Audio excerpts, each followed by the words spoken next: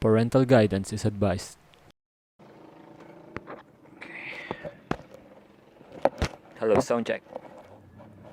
As if naman maririnig ko yun.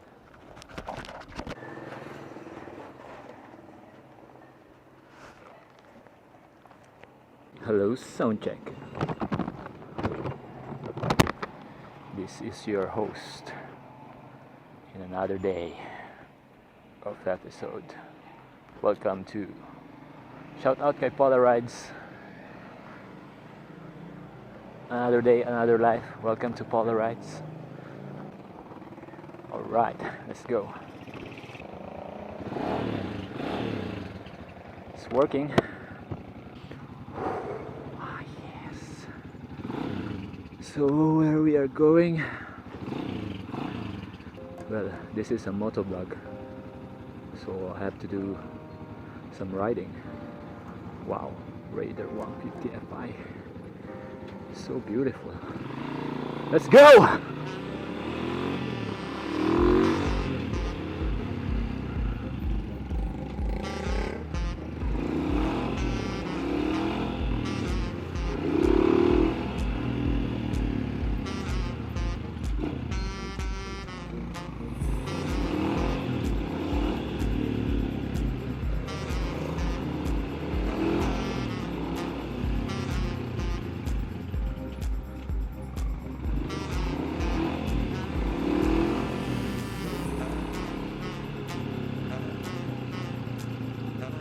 Okay, good start.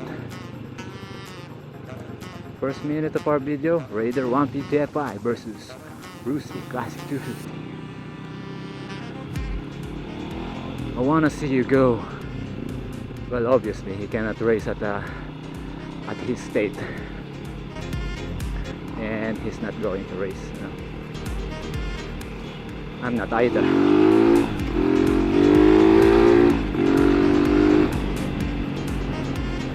Oops. Boy Dura.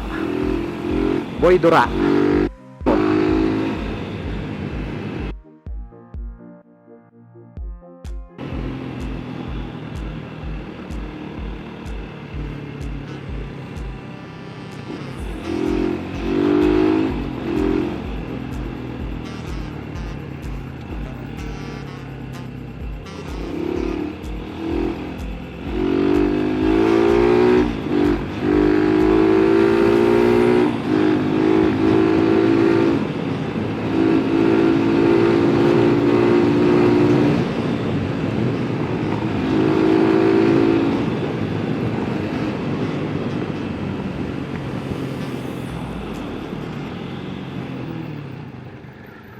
Oh fuck, muntik na ako. Nag-skid yung likod ko. Hindi ko inaasahan na ano ron. That's a warning na kailangan ko testing natin. Kailangan kong magdahan-dahan. Puyat ako eh. Galing ako sa puyat. Muntik ako sumemplang. Skid yung likod ko. Lakas kasi ng preno nito. Walang ABS.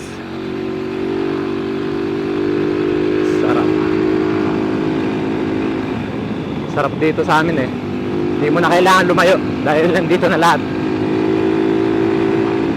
Banking, mamaya highway,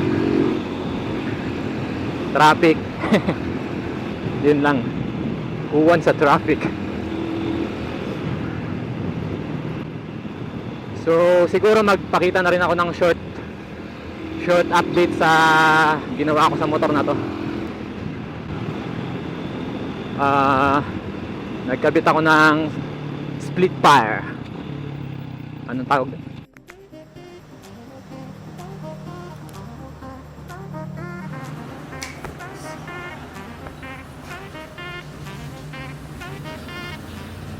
Colorful.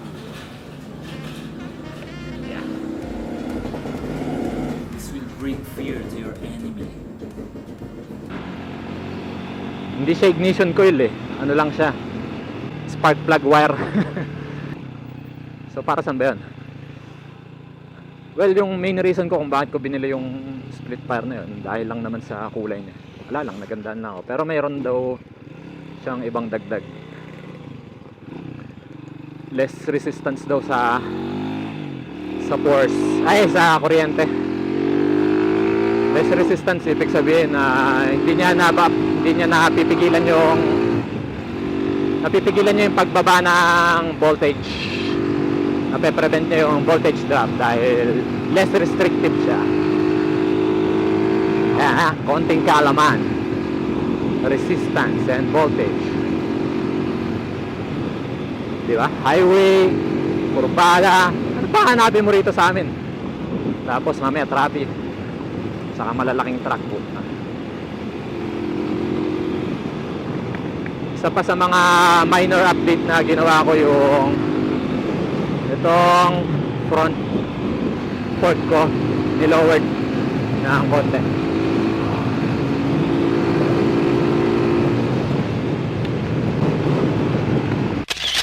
Be-brake no? CRF, CRF 230 yata yan. Be-brake ng motor. Nakita kami kanina ron sa amin, tapos ngayon nakita ko naman siya rito sa highway. Ang bagal niya magpatakbo ewan ko saan siya umiikot. Kailangan maingat ka rito sa amin ang daming mga ganyan nakaharang.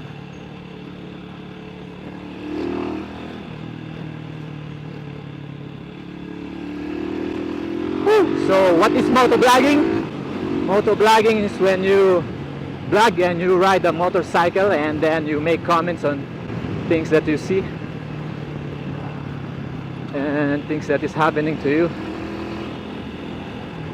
Isa pa rin pala sa nilagay kong add-ons sa ating motor ay yung cellphone holder na hindi ko ngayon magamit dahil nalaglag ang cellphone ko sa bulsa ko. Zenfone Max Pro M2, sayang ang pera, 15,000, easy 15,000. Sa nakakuha, pagpalain ka sana, naway makakakuha pa ng maraming cellphone at wag mo na isauli sa may-ari. Sinubukan kong tawagan pinatay agad. Wala na, kaya interesant. Yan ang patunay na maraming low life sa atin at maraming tanga-tangang nakakahulog ng cellphone. Sayang. Na-testing ko na sana yung top speed. Yung speedometer natin, wag na itong asahan dahil walang kwenta yan. Bali, advance siya ng 5 km/h. Huwag kayong overtake dito sa parte na to. Wala kang mapapala sa pag-overtake dito kundi mapapalapit ka lang sa disgrasya.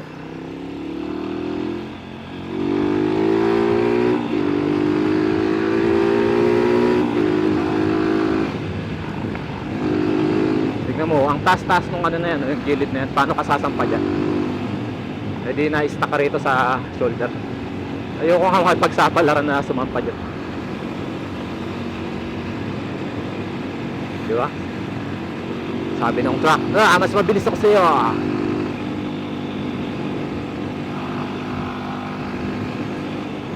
Hindi ako makasampa dahil nag-aalangan ako Subukan natin.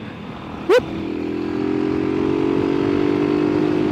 Sa gumawa ng kalsada na ito, napakatalino mo. Ewan ko kung standard ba yan. Sana pinantay nyo na lang.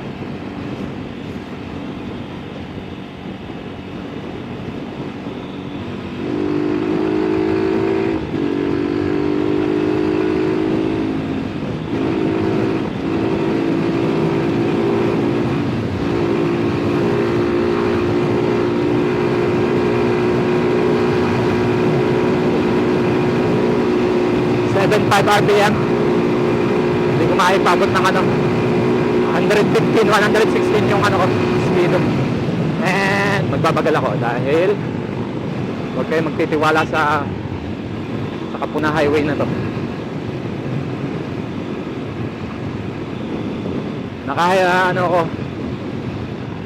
Low speed gear ratio. Mabilis yung acceleration ko pero wala akong top speed. None.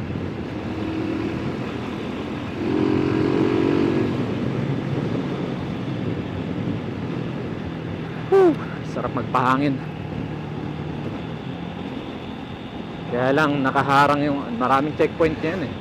Isa sa mga nakakainis mag-ride kapag weekend. Want to see some scrambler mode? Kayang-kaya ng Rusi natin yan.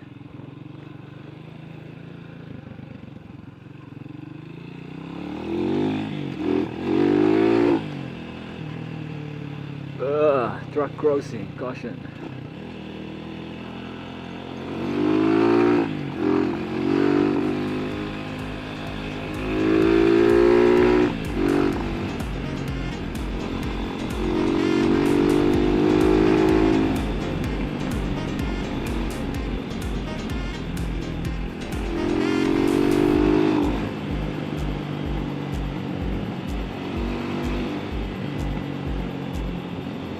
Medyo lean yung ano ko yung setup ng air screw.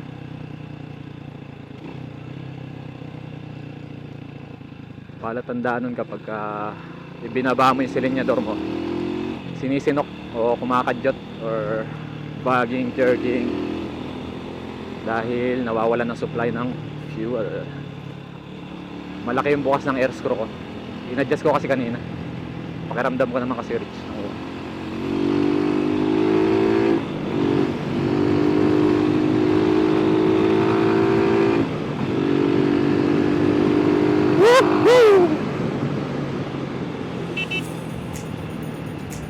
This is fun to drive. Cafe racer style. Careful now. Careful now. Careful now.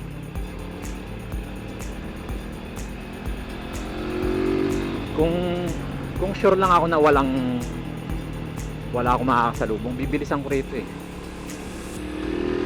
Kaya lang pinaka dapat respetuhin mo yung kurbada.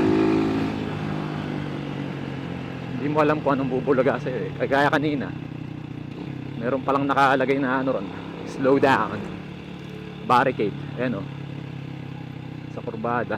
Ay galing ako sa mabilis.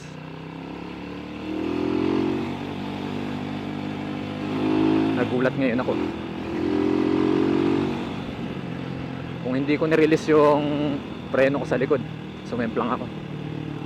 Ganun yung gagawin mo pagka dumulas na yung gulong mo, i-release mo agad yung ano mo, tinatawag na preno, parang ABS.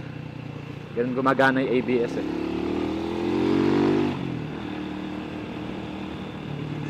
Preno, tanggal preno, preno, tanggal preno. Ganun.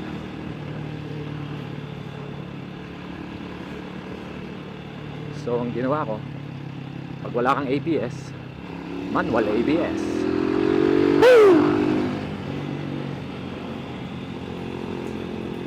Careful now.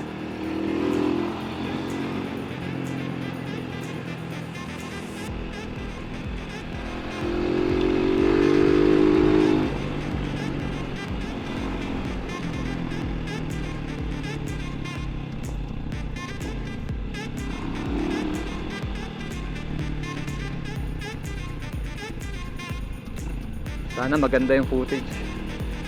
Sana testing ko pa lang tong microphone kung puro hangin yung nasasagap kapag high speed eh. Masdan mo mga bata, pakinggan mo sinasabihin nila. Hindi pa rin makaget over to mga tao sa motor na to. 1 year na sa akin to pero parang bago pa rin dahil pinagtitinginan pa rin ako.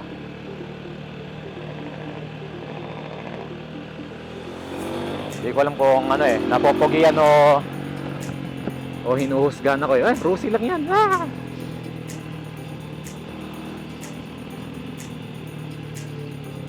Ba ako pupunta ngayon? Try ko bumili ng main jet. Dito tayo sa may Mobilio.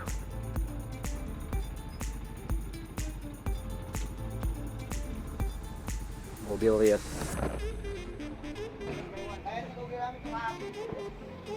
May jettings kayo? Main jet. 120 to. Sukat. Ay, wala. Wala. Welcome to Limay. Natin sa kabila. Kamusta naman kaya tong footage? Yata yung wire ko kanina pa. Yun lang. Hulaan nyo. May mabibili kaya akong main jet dito sa amin. Hulaan nyo. Malamang sa wala. Nakapokus yung mga motorcycle ano rito, shop sa maintenance lang ng mga maliliit na motor. Sa modification, puro aesthetics lang. Performance, ewan ko saan bumibili yung mga nag-setup ng motor dito.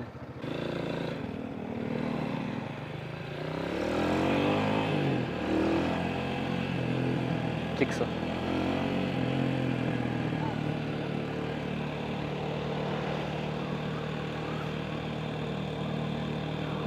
Testing natin dito sa ibang pangalan nito. Ewan ko.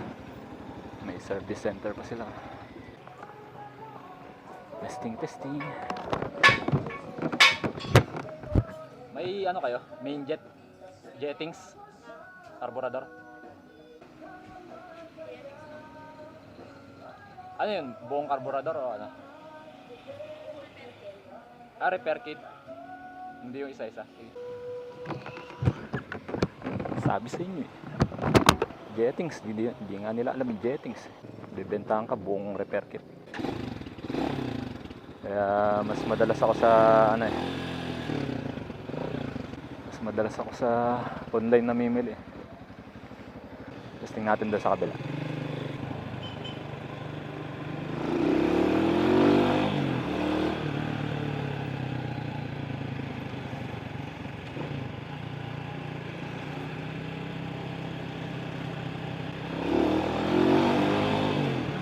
Rose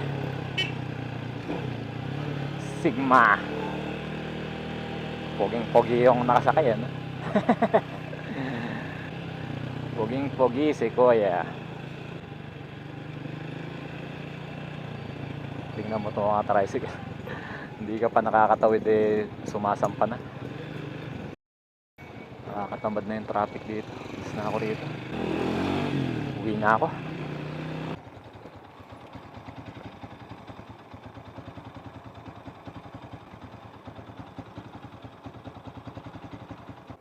Such a beauty, isn't it? Even I can't get over from the beauty of this motorcycle. Such a cheap price, man. Shout out sa Sigma na hindi namamansin. Puging-pugi. Parang ako. Okay. Hi. Welcome to another exciting video of my channel. What I'm going to do today has something to do with this. I'm going to adjust the front fork. I'm going to lower the bike, leaning towards the front. To do that, we have to unscrew these parts right here. Yeah, it's easy. By the way, I already made some adjustments, making an offset around 6mm here. I raised the fork already, but something went in my mind. What if I lower it a little bit more, like this time's around 21mm.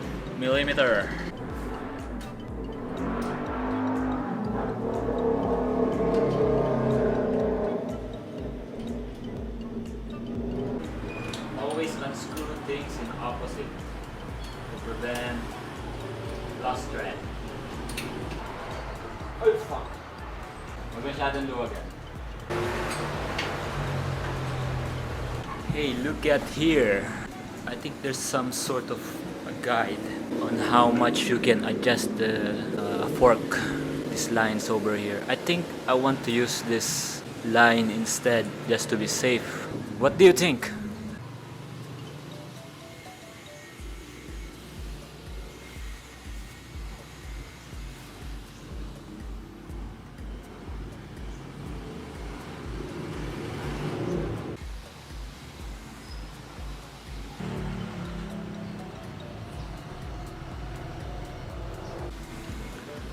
adjusted it to the third line, raising the fork some 17 millimeter, 18 millimeter.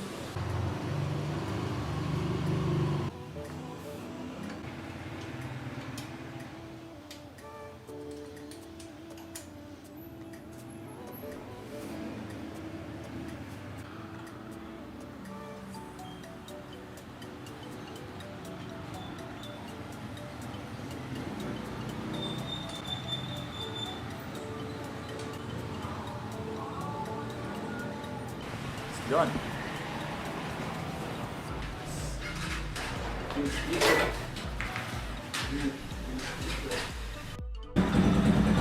Feels great.